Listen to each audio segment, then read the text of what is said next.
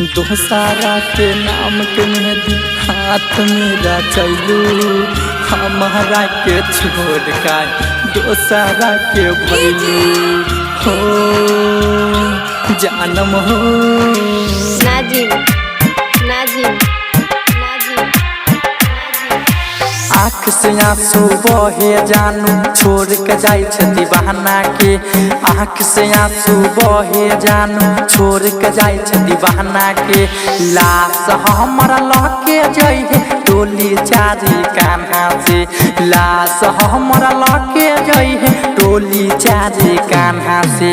जो हरा जाई जो जोगे हरा जाई। आँख से आंसू बहे जानू छोड़ के जाय छ दीवाना के।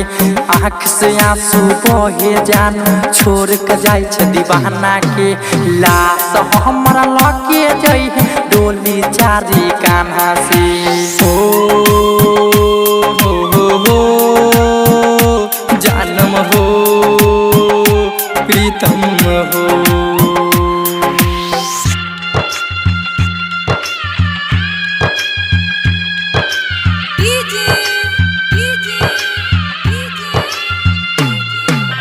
नाजिम नाजिम नाजिम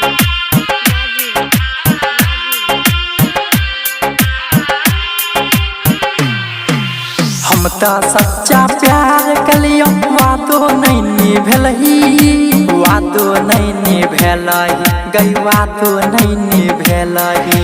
हम तो सच्चा प्यार कलियो वादो नहीं निभलही।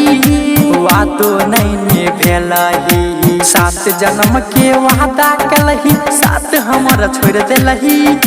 साथ हमारा छोड़ देलही। साथ हमारा छोड़ देलही। दिहल तोर निशानी जन तर पावई हो दीवाना के।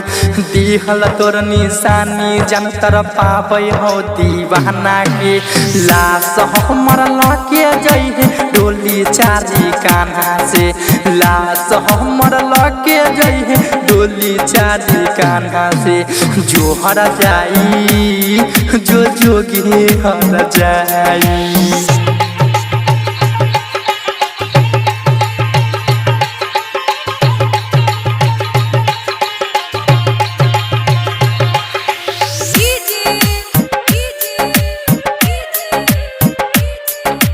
Nazim Nazim Nazim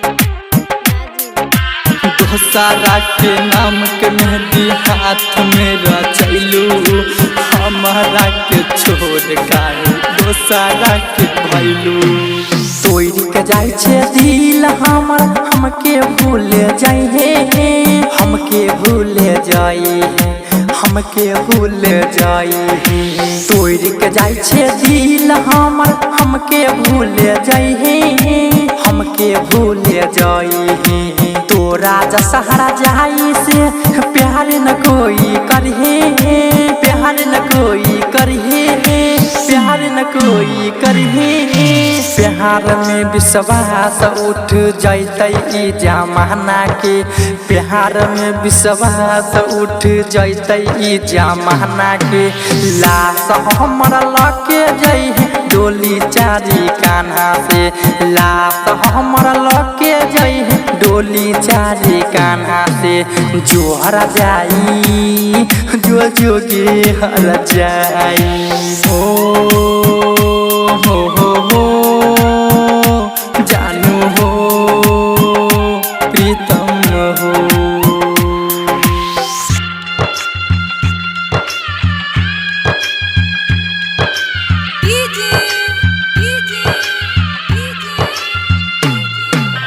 Nazim Nazim Nazim DS recording studio Darbhanga. मरल मुहना देखे अहे हमारा तुलास के। हमारा तुलास के हमारा तुलास के। मरल मुहना देखे अहे हमारा तुलास के। हमारा तुलास के। सोनू दर भंगिया कहूँ जरा दी फोटो साथ के।